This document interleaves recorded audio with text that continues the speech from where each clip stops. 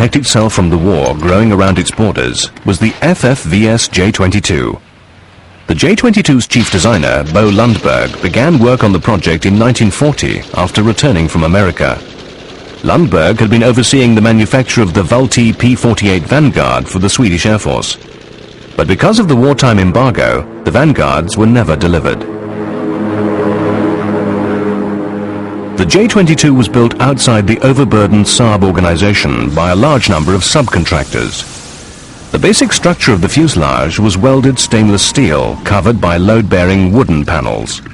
The engine was a Swedish copy of the Pratt & Whitney double Wasp radial engine, generating 1100 horsepower. It flew for the first time in September 1942.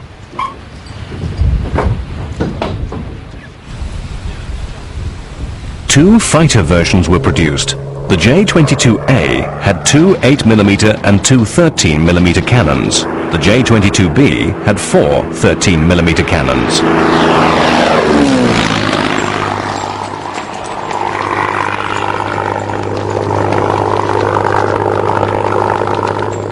Deliveries to fighter wings began in October 1943. An aircraft in Swedish service had to be rugged because the Air Force did not rely on established airfields, which they believed could be too easily bombed and put out of commission. And since the Swedes didn't have many aircraft, it could not afford to leave them to vulnerable attack. The shortage of aircraft also led the Swedes to develop techniques which allowed them to make the most of their limited resources. Crews were trained to repair, refuel and rearm an aircraft in as little time as possible.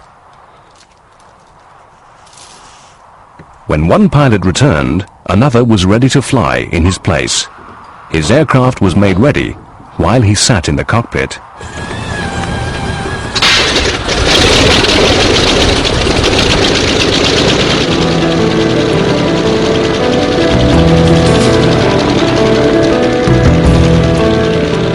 The J-22's retractable landing gear was unusual. It was placed well forward and equipped with a mechanism that enabled the wheel doors to close when the gear was down. This reduced drag on takeoff and prevented dirt from collecting in the wheel wells during taxiing, takeoff and landing. It was even designed with a retractable ski undercarriage, but this was never produced in quantity because of improved snow removal equipment.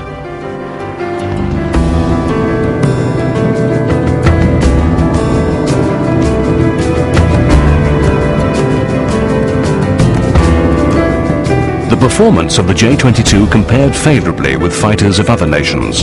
Despite its limited power, the J-22 could outclimb the North American P-51 at altitudes below 5,000 meters.